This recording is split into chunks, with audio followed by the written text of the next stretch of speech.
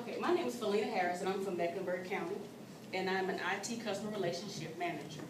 And I'll let Dwayne introduce himself. Good afternoon. I'm Dwayne Campbell. I'm the CIO for the city of Fayetteville. I previously served as a customer relationship manager in Mecklenburg County for a couple of years, actually. So Felina wanted me to assist her with standing up here and looking pretty while she provides you all with how to the benefits of customer relationship management, as well as how to talk through how to implement it. We have a relatively small group, so there's some opportunities to customize or tailor this as to, if you have specific questions and things of that nature. We can kind of go into the weeds a little bit as well, not necessarily keep it at such a high level. You just let us know what you would like to do, and between the two of us, as well as one of my PMs is here, who's kind of taking on that role as well, provide some background. And also Wayne Butler from Mecklenburg County is here, and we work with him a lot on the technical side of the house, so we can kind of get that dialogue going as well if there's some questions about the dynamics of the technical side versus that business relationship side of the house as well. So there are a couple different routes we can go.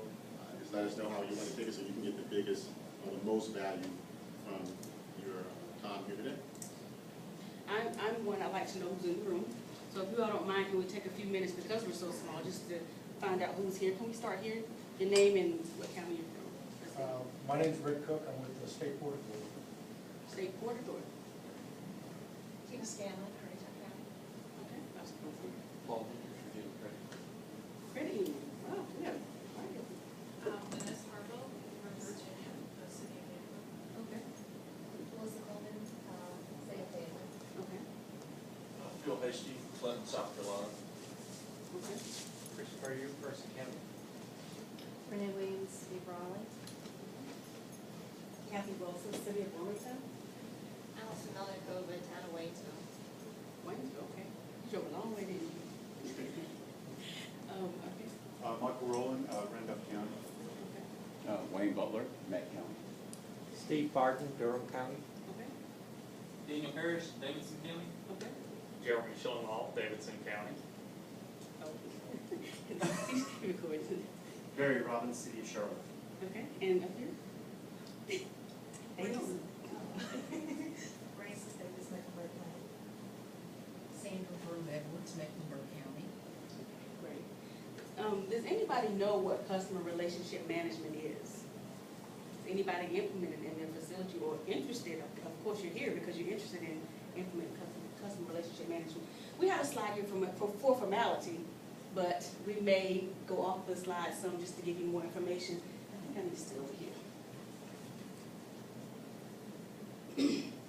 Today we want to develop an understanding of customer relationship management, the roles of customer relationship managers, the key factors that led to us, Mecklenburg County, implementing this project, and we're going to also discuss how you can implement it, or what Dwayne would give advice on how to implement customer relationship management. So what is it? I'll let Dwayne tell what it is. Well, it's a couple of different things. One of the things I would like, because you come from different perspectives, how, from a banking standpoint, banks, I know back in the early, mid-90s, I used to develop loans and new account systems for banks.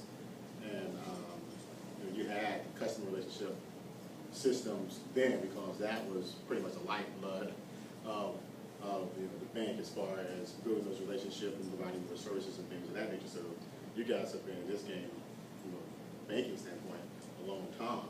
So I would like for you to throw out some definitions that you feel. I mean, obviously you see it up here now, but what you think, given your particular industry, what you think customer relationship management is. For us, it's all about our members' needs. If we understand what they want and we understand when we have touch points with them, then we use the data that we have about them. We use that to go back after them to provide them things. Like we know if they have bill paid to us, they're paying a bunch of different, we can offer card consolidations. Okay.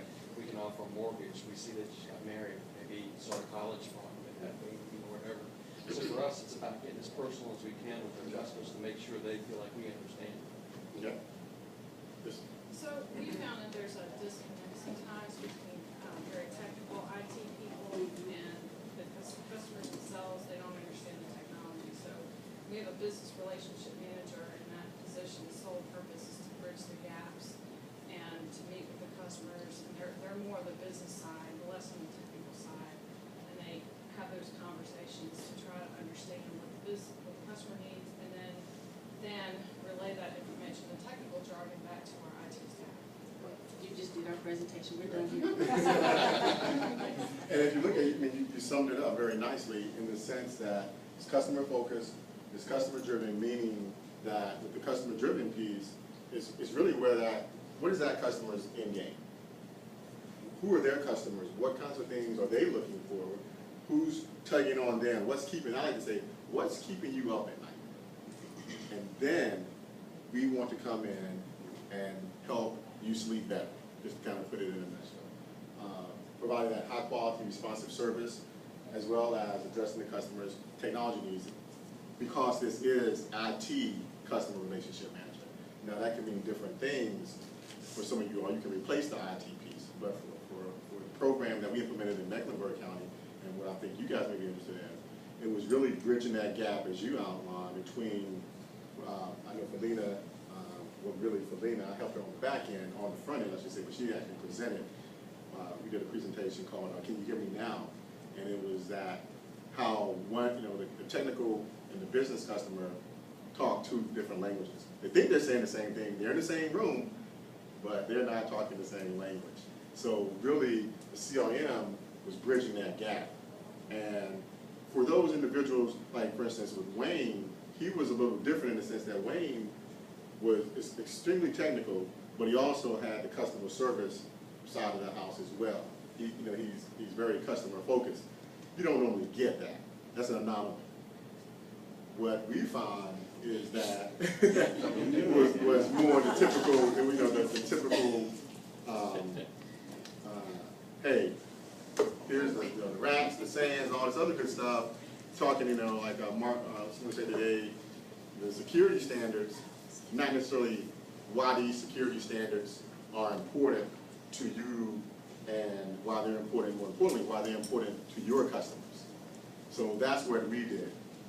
Felina will get into some of the issues that actually brought about this change, and it wasn't pretty. It was more like almost like in the banking industry, kind of like a hostile takeover. So it was like if you don't do something, then something's going to be done to you. That's really how pretty much in your face it was. Now, as throughout the success of it, things have changed, but that is really the kind of the ugly of it. It was AIT. If you don't begin to listen to your customers and not become the department of, I think you guys call it the department of no. You hear that? You go to IT. And I wasn't always in IT. So I told the director one time, I said, yeah, we already know that we're going to get no when we go to you. So what we do is we said, okay, now what? So we already had a back-end strategy when we even went to IT. That's not how you want to present yourself to your customer. And that dynamic has changed with the CRMs. So the goals of customer relationship management is, like we've said several times, to find one point of contact for the customer. Because you had an entire IT department, you had this customer who didn't know who to go to. They had a server need, if they had a network need, if they had a telephone needs, they didn't know who to go to. But with the CRM, they have one point of contact to also identify opportunities for them to deploy technology solutions. They may be using paper calendars or something, or writing things, doing things that are not effective or efficient for them, and that's what the customer relationship management can do for them. And also to identify opportunities to integrate, to basically use technology. Now, on the other side of the house, once you got to understand, when you develop goals come out of problems, right? Pretty much. Find the problem, you restate it in the positive, that's your goal. So, develop one point of contact. Basically, in the IT arena, it was you had to know how to navigate IT in order to get the right answer. Because if you went to one group, well, you're going to get the answer that is a part of their core competency, if you will. You went, ask the same question on this side of the house, same department, you may get a different answer based on what they want to implement. You know, so it really became confusing to the customer. They're like, how can I ask one question to the same department and get 3 different answers? Basically, that's why we had that goal, because the customers had to know how to navigate IT in order to get the proper answer. We didn't want that to happen.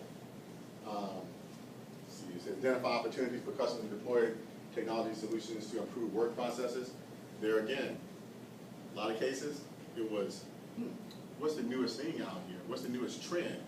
And that's what we wanted that. So everything became that the newest trend was going to solve your problem. No.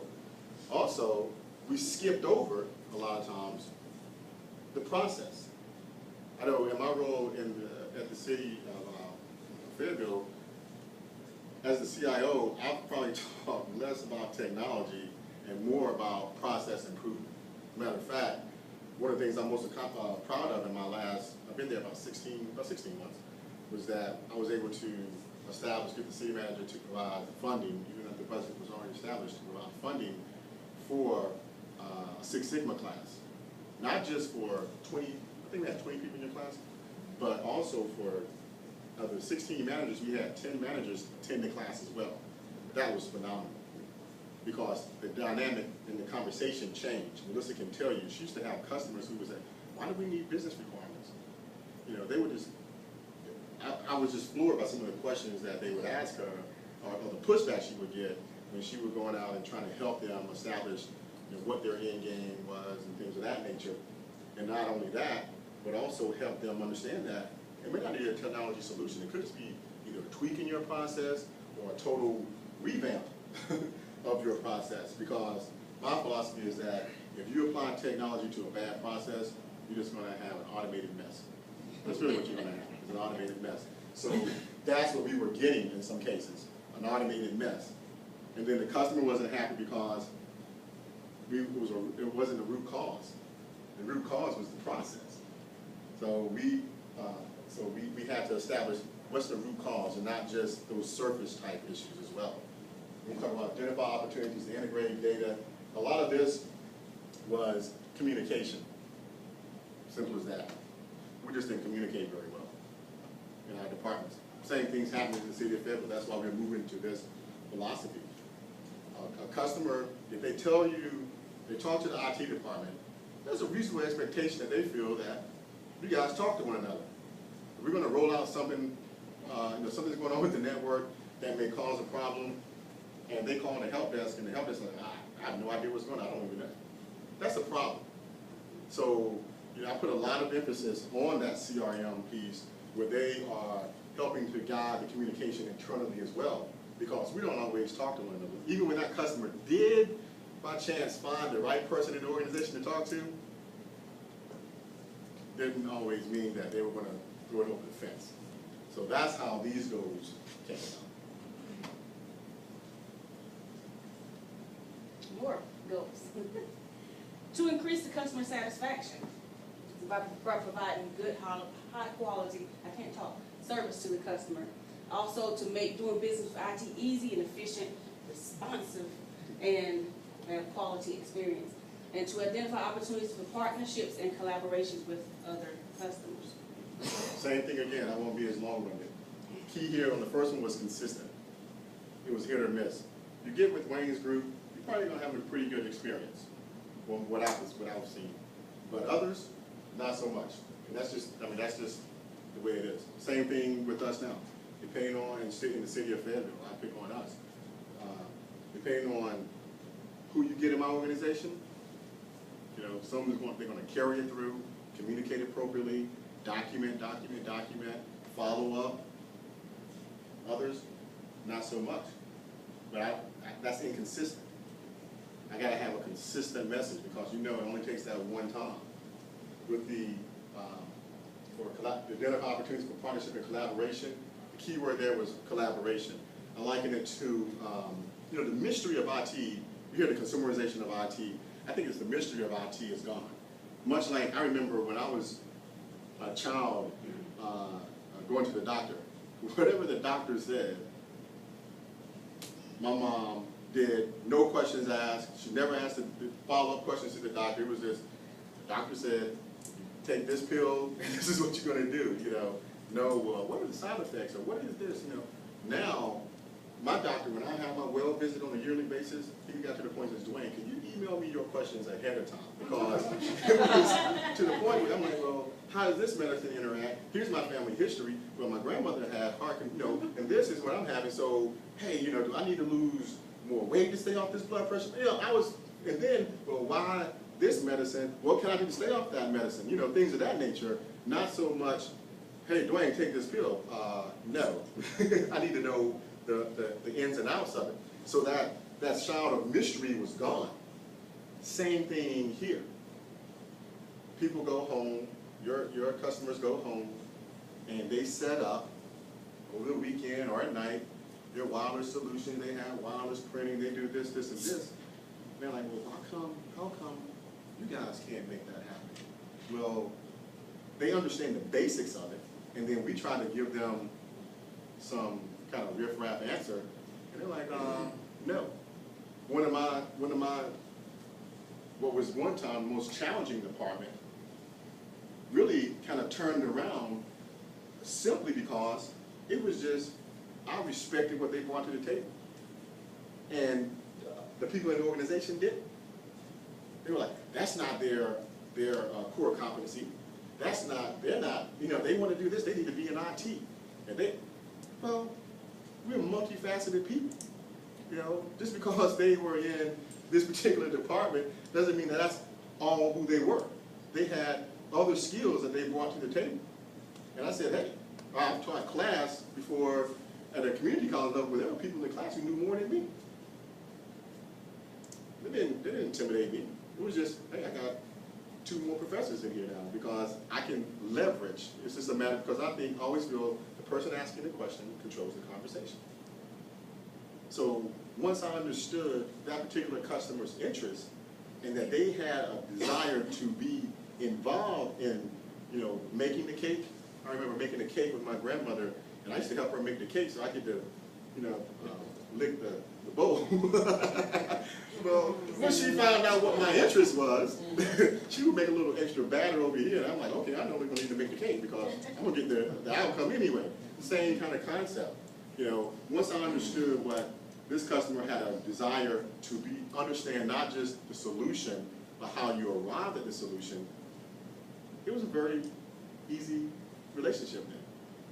The difficult part was when I got back to our side of the house, because I met a lot more opposition. Well, you're just on the customer side, like, you're going to get that. Well, who are we here but for the customer? We don't exist. That's my philosophy. You know? So, and each customer was different. That's the other thing. We'll get to that a little bit later as well. But collaboration and not treating them like you are Moses coming off the mountaintop, you know, providing, say, hey, here you go. You know, really having an understanding of, hey, let me bring you along. Let me help you understand where we are going. Because I didn't always say yes, but they understood when we said, okay, not yet. We can get there, but not yet because your interest is X. We may have something coming down the pipeline, but it was an education piece. Yes, sir. But when you talk about a customer relationship manager, is that role, you know, we look at ITIL and service delivery and that whole process. I'm trying to establish between where your service desk takes care of you being your one point of contact for all your customers.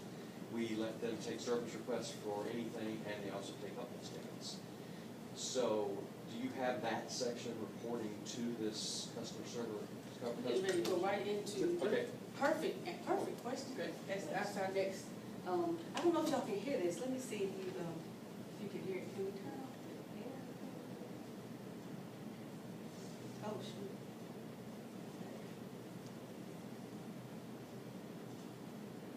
No, it's not letting me slide.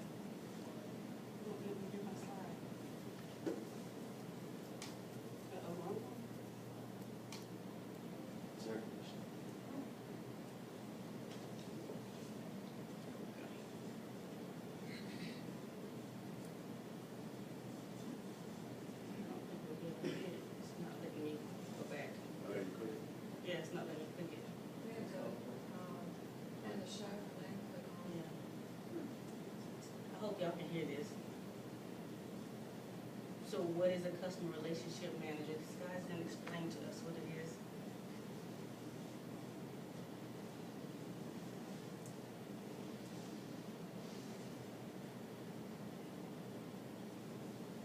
What you do is Can y'all hear? you take the specifications from the customers Yeah. and you bring them down to the software engineers. Yes, that's right.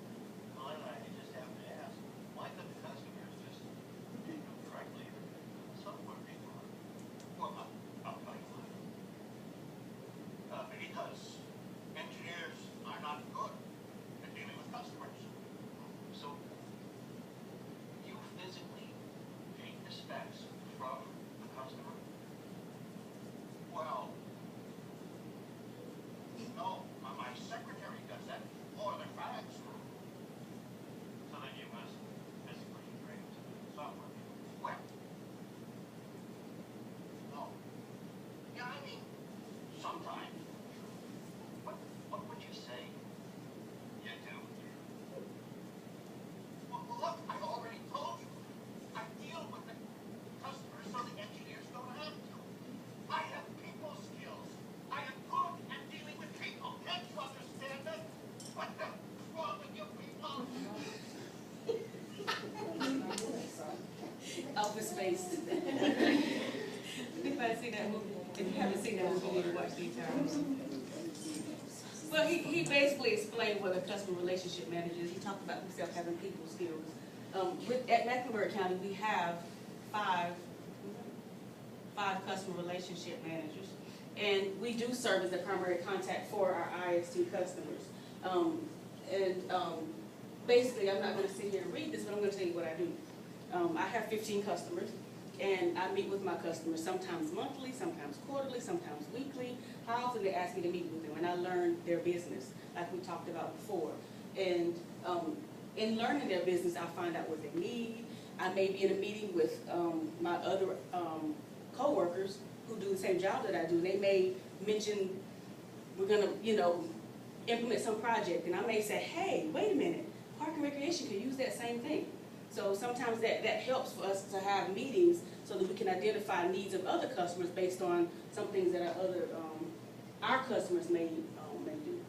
Dwayne, you want to add to that? Well, I want to make sure we answer Yes. Paul's question Yes. in the sense that if it's a help desk ticket, quick fix, how to, depending on your relationship, if you're there, if I'm walking around and I can fix something, then I'm not going to say, oh, well, you need to call the help desk. I may say, hey, I'm going to fix this for you, but you still need to log this ticket so we can get credit for it, things of that nature. But it's really a little more, I would say it's more 80% strategic in nature, what Felina just outlined as it relates to understanding where they want to go, understanding maybe even their budgetary needs, understanding end-of-year funds and things of that nature, some of the pitfalls that they're encountering or something's changed and so forth. So I would say it's more 80% of the strategic and then about 20% of those how-to type efforts where you just call the help desk. And this particular here is reported to two different managers. I left Mecklenburg about 16, 18 months ago, so I think you're still are you the help desk manager? Okay. Not help desk, it's something called something else now. Customer support system. Customer support. But also, Paul, what we're going to is what you just described. We're looking for, we got ITSM that we're getting ready to implement, and then the customer can comment that one contact and then move a form out by using workflows to the CRMs, Okay. wherever it needs to go. So that's what we're headed to. Yeah, that's what we're trying to do, is make sure that all they do is contact that service center, and then if we need to put a business analyst to it or do something based on the type of request, then we funnel it back out that way. That's what we do. Now, and I don't suggest that everyone do this. I had to do it because I just had limited staff, and also my PMs were pretty good at multitasking, and they had good people skills. So to show the value to the city manager, I created a PM/CRM role. I don't necessarily suggest that for everyone, but if you have to do that in order to make your case and say, hey, this is what we provided with this, look what we can do if we had a single focus CRM. I just had to do that differently and Fayetteville, I would much rather do it like we did in Charlotte. But like I said, that came about because of, hey, we're gonna outsource this whole thing, and you get, your customers on board. So we, I really have a large focus on my PMs, where they're building that relationship, and only those how-to questions go directly to the help desk. So it depends on the size of your organization, and also how entrenched the relationship is. Public safety, they wouldn't think of going anywhere but to Melissa, especially like the fire guys. They would not think of going anywhere but to her. She's going to get the information. So a lot of times it's Melissa talking to the client services manager, telling him, hey, this is what's coming down, or this is the things that they are, here's what's trending. Because, she's a known entity and a trusted entity. So you really want to get to that point. So I don't really try to make it that square peg fit into or the round ball fit into the square peg, or whatever the case may be. It's really about each of my PMs brings something different to the table, and I just want to leverage on whatever strengths they bring, so that it's really just seamless for the customer. Because all the customers don't act the same way. I don't want to try to force them to act the same way. If I got something that's working, I would never, just like when I started laying this out, I had 3 directors call me, don't you dare take Melissa from me, because they didn't know what I was going to set up. They were like, oh, she's a known entity, she's a trusted person. So I kind of had to do things a little differently, because why upset the apple cart? Yes, ma'am. I was just saying, all tickets come into our help desk regardless. We train our users to put a ticket in. And then they come in as 2. One is either a trouble call or one is a request. All of our requests are our business relationship manager. For one, either a quick review, is it related to a project, or is it like a report that I can assign to someone, or do I need to do a more detailed analysis of it? So we have everything asked for. And see, what happens sometimes is, like when I have my meetings with my customer, whether weekly, monthly, quarterly, whatever, when I'm sitting in these meetings, they may do like a round table and, ask everybody, do you have anything, come to me, and then 2 or 3 people may say, hey, Felina, we'd like to implement blah, blah, blah, or we've had this trouble with whatever, so that's how a lot of times it ends up coming to me, or I have that relationship with them. So they feel like they can call me, like he was talking about with Melissa. They feel like they can call me, or they can email me to say, hey, we saw this at another agency, so we want to implement this. So that's how that comes about. We're not at that point where everything comes through the help desk. I think that, we've established a business relationship managers, not so much customer. I think they're a little bit more broader than a customer relationship manager. But what we have found is, yes, we have a help desk like you have it set up. But what our business relationship managers are able to do is their customers don't know what their problems are. They don't know they have a problem. So a lot of times that business relationship manager helps them identify, you got a problem, because otherwise if they knew it, and if they know it, they could contact the help desk. But if you've got someone who's sitting there talking to them, they can say, oh, you know that's something you need to report to the IT department. This is something we can help you with. Because otherwise they don't realize that they can do that. Excellent. So that's what that's what we found helps us. Excellent. Great point. Again, I won't tell you which one is mine, but but anyway, this is how we're broken down. We have 4 now. 1 guy's retired, so this is how our customer relationship and manager assignments are broken down. Just because the list is short doesn't mean that they have less work. We, like some of our division, this division right here has got, 1,200 people in it, 1,800 people in this one division. So that's how we break it down by, like MetLink here, this is huge, this is a huge project. So I have a lot of small, but some big agencies within mine as well. But that's every single agency within Mecklenburg County. Sure. It's it's pretty much just a graphic that outlines what we've all pretty much talked about. And there again, you gotta understand when we first started, you had 2 people who went around to the county understand that there are a lot of issues with the IT department. Tell me what your experience is. And let me tell you, because they were not in the IT arena, and these departments unloaded. Unloaded. And the interesting thing is, like it or not, we resemble, well, I can say they, because I wasn't in the department at the time, they resemble those comments. It was a department of no, it was not easy to navigate, it was inconsistent depending on, who you got. It was almost like I'm doing you a favor. Some of this may resonate with you. I was sitting there thinking, other one is about to sit there secretly saying, oh gosh. But there again, depending on who you got, may not necessarily be an efficient solution or even the right solution. And like I said, like we were doing you a favor. And it was just floored me because I said, how do you not get but for the citizens, and then but for those departments that Felina listed on the previous slide, serving those citizens, we wouldn't have a job. This is that simple to me.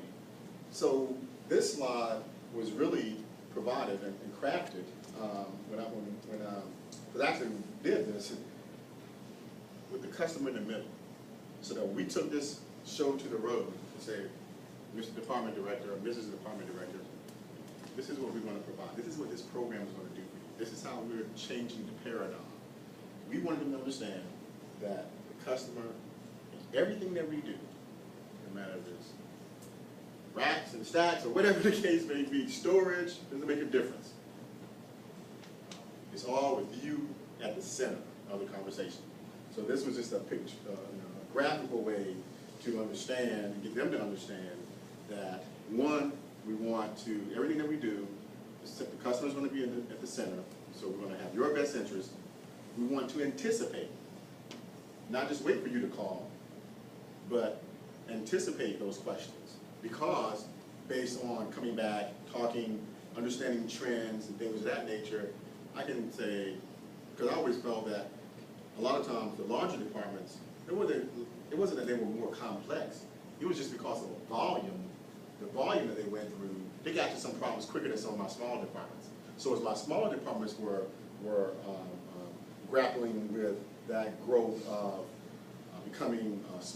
moving from a small department to a medium-sized department, I could take some of those things that I learned and work with my customers who were medium-sized or who were large and understand the volume issues, and even before they encountered them, said, hey, here's some of the things Department of Social Services, Youth and Family Services, or whoever encountered. Some of the things that they did to mitigate those risks or those issues. Being proactive. So that's where that was at. But there again, everything was laser focused on the customer. The personalization of it. Same thing. It wasn't one size fits all. It was really understanding the content, getting on, going out to departments, meeting them at their site, maybe even going to some of the park facilities or whatever the case may be, and just understanding how they do business. Doing ride-alongs in the police cars or the fire truck, not the fire truck, but sheriff's cars in that particular case. Understanding how they do business. So that was that personalized piece. And then the consistency was that you were dealing with one person. And then the efficiency was because you're dealing with one person, now I can easily navigate I know my department, so I can more easily navigate it than you. That was the one piece that caught me off guard. I don't, and we may have a slide that talks to that, but if we have to repeat it, I will. I apologize for that.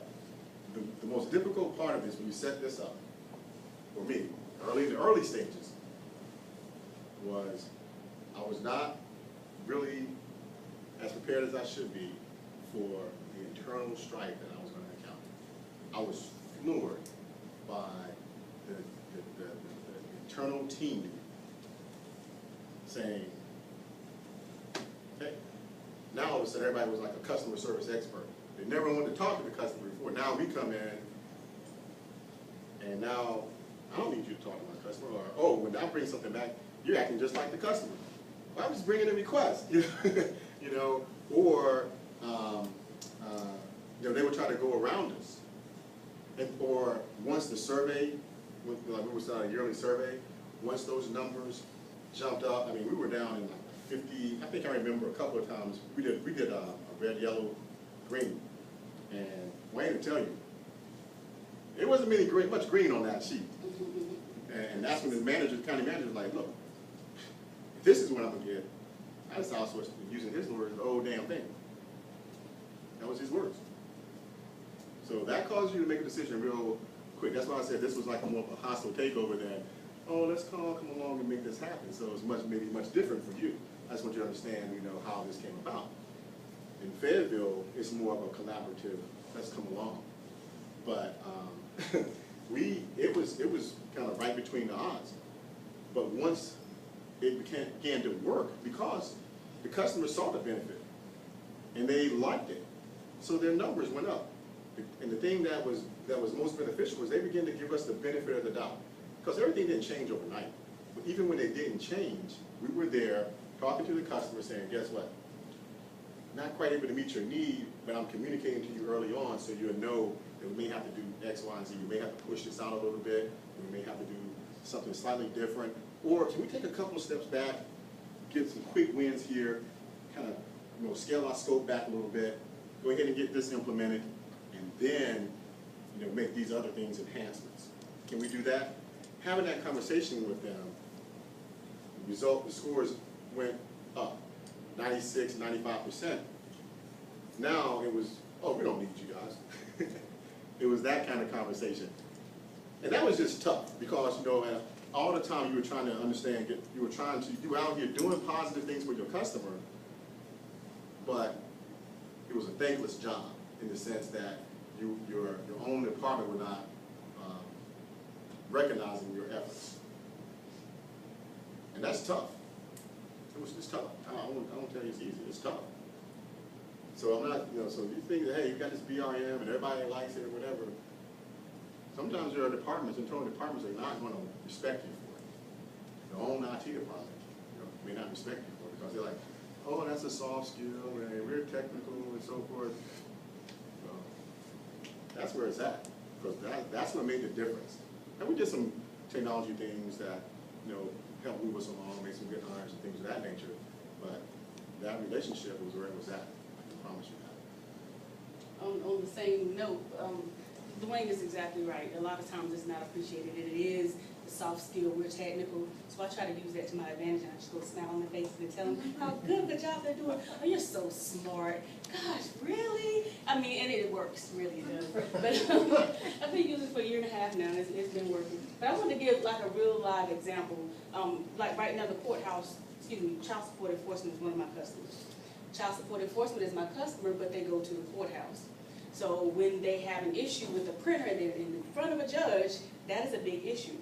So we're short on desktop staff right now. So guess what happens? When the printer goes down, they call somebody, and guess what happens? Anybody?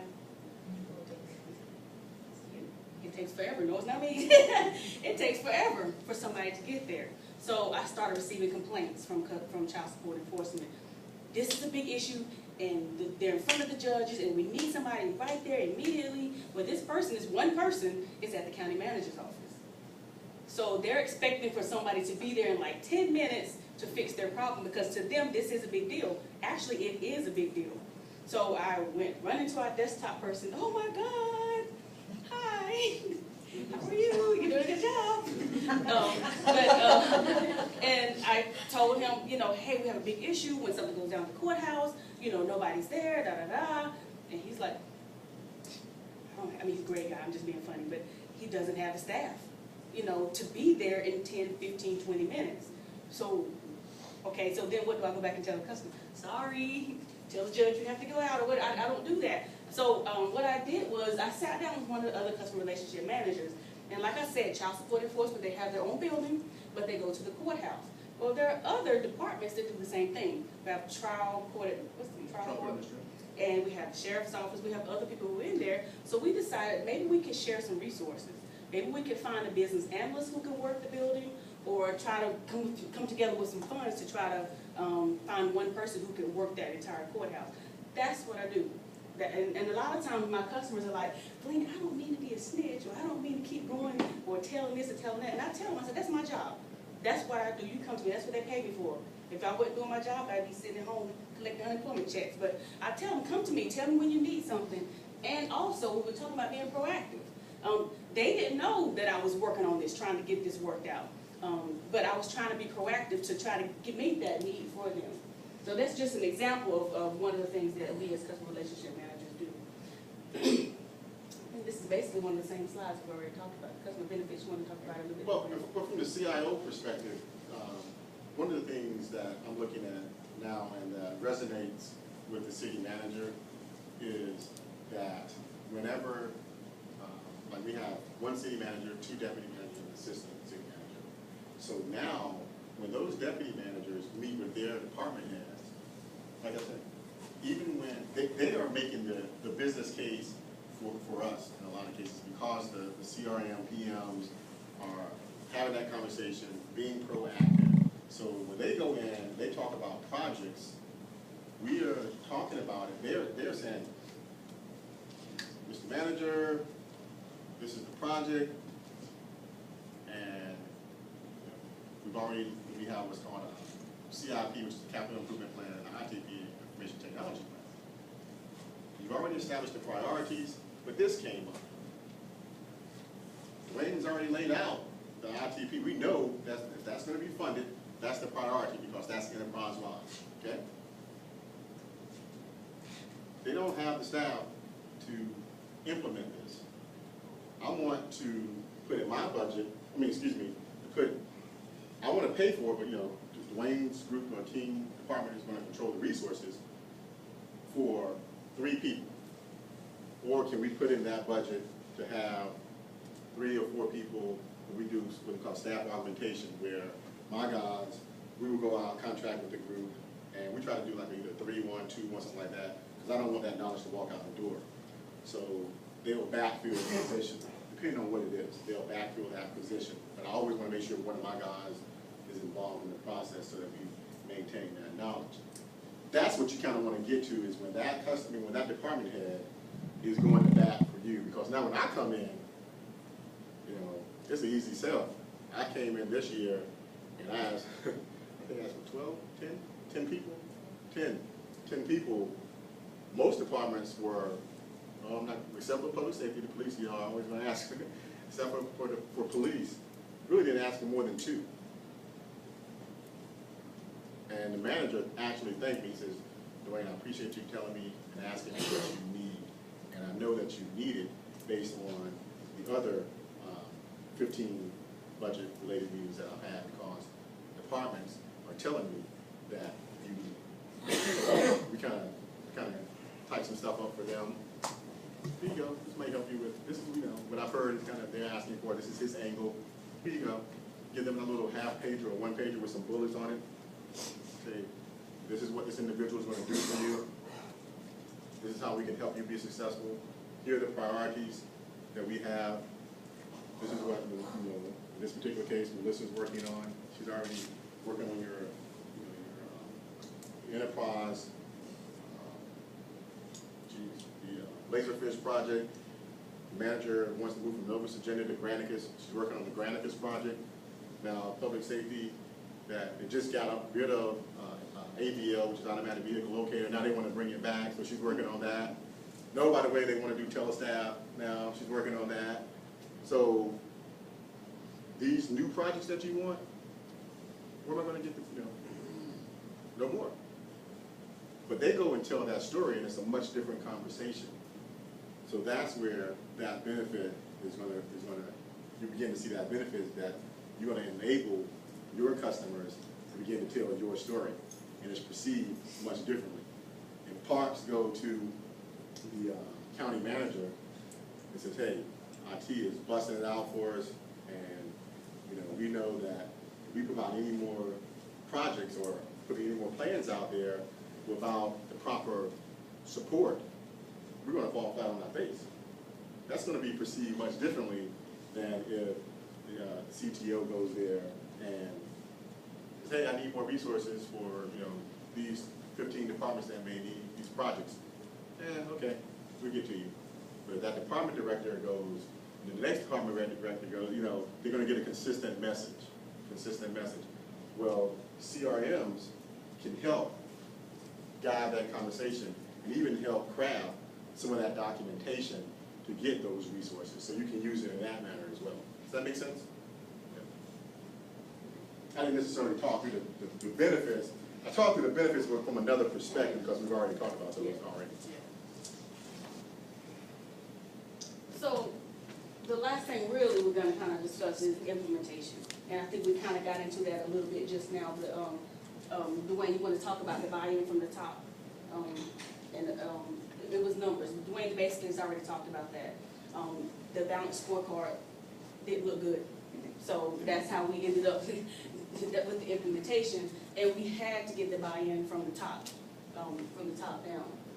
So Yeah, with that buy-in from the top, in the early stages of the CRM program, like I said, when they went around, they rolled up their synopsis of what they heard, and you also had the numbers, so the business case was pretty much wrote itself. But you still had to go talk to the department directors, and I think it was called a Big Five back in the day, where you had the 5 largest departments we used to meet with. I remember Jerry used to meet with them every other week or something like that, maybe once a month, I forget now. But we started with our Big 5 customers and talked them through the benefits.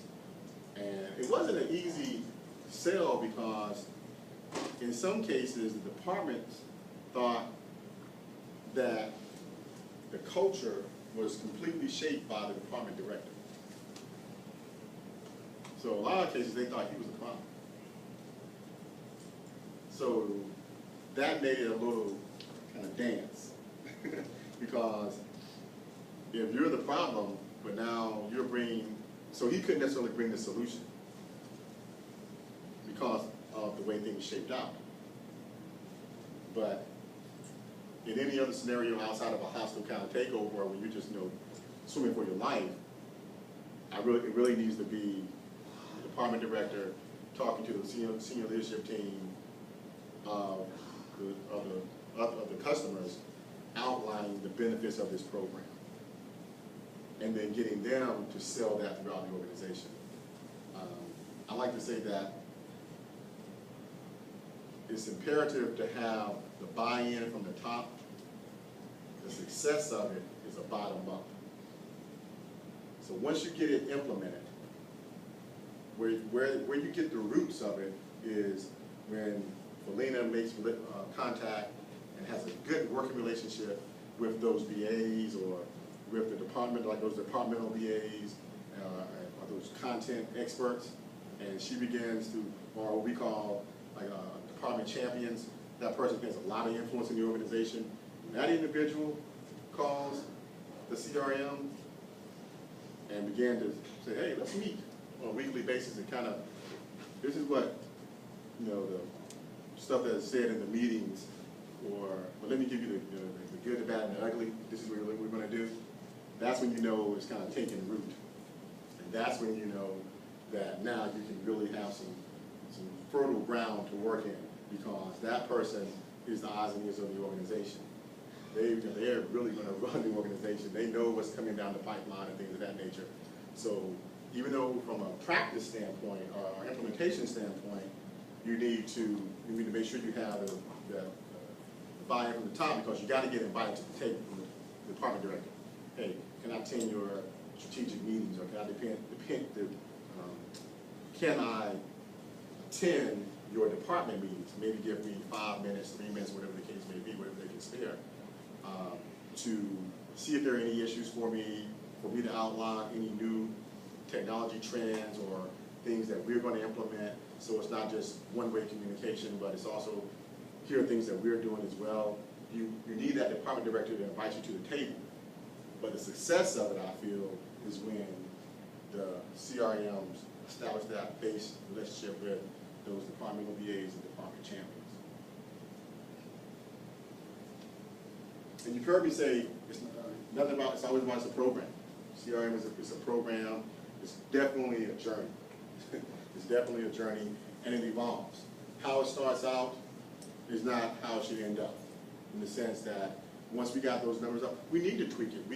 We brought in Mecklenburg County, when CRM first got there was no business process improvement team, things of that nature. You really didn't have that dotted line responsibility with the departmental VAs and so forth.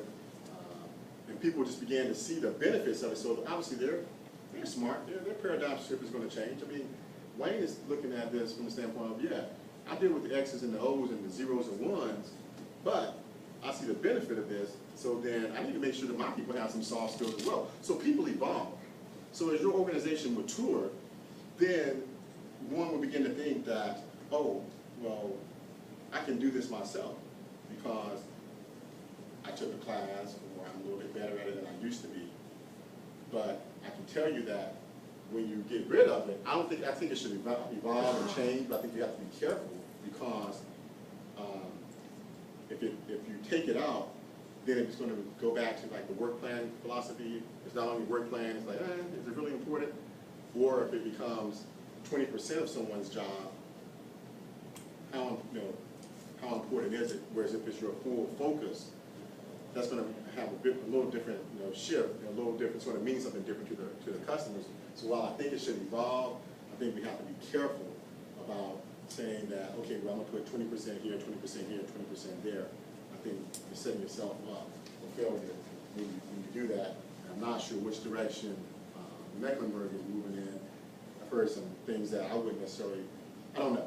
We'll see how it comes out, but I hope that they maintain that focus because it was a lot of work and it was successful, and I hope that they continue to build on that success. So I said that to say, make sure that you evolve, but you still got to make sure that that graphic that we had about 3 slides ago, for the customers at the center, if you do anything to move that, shift that one way or the other, those numbers, it won't take long for those numbers to go back down. It really won't. It really won't take long. Coordinating the improvement in service delivery, but there again, the goal is to provide outstanding service to our customers, and I like to do this so that they can provide outstanding services to the citizen. If you miss that, I don't care what program, what you call it, you're really not going to have a successful, you're not going to be as successful as you can be. You're going to limp along. But once you get technology people understanding that the end goal is the citizens, then everyone's really moving in the same direction. One thing I wanted to add to this is this right here. The CRM focuses on relationship building and communications and the customer satisfaction. We're there. We're trying to build that relationship with our customers, trying to learn their business. And not saying that the technical people can't or don't have the relationship, but that's the reason why I'm there. For instance, we had a system that was broken, and it was the system that for domestic violence people or something like that. And that's not good for those people to be out, that particular group to be out running the street. They didn't know where they're supposed to be, didn't know where they were. Well, I had to make sure that the technology team understood that. So that was, I'm building that relationship also with the technical people, not only with my customers, but again, so that I can provide outstanding service to our customers to make sure that they're providing the same good service to our citizens of Mecklenburg County. CRM is a marathon, not a sprint. Once an enterprise starts, it has a long way to go. That's from Gartner Research. Last thought here is think big but start small. Get incremental wins along the way. Incremental wins. What's an incremental win? When I go in there and I say, hey, you know what, guess what? I have something for you all. That's a little incremental win. That's what I call an incremental win with my customers, because they feel like I'm there for them and they trust me at that point. Any questions or discussion? I think we discussed a lot on the way. Thank you all for coming. And I think dinner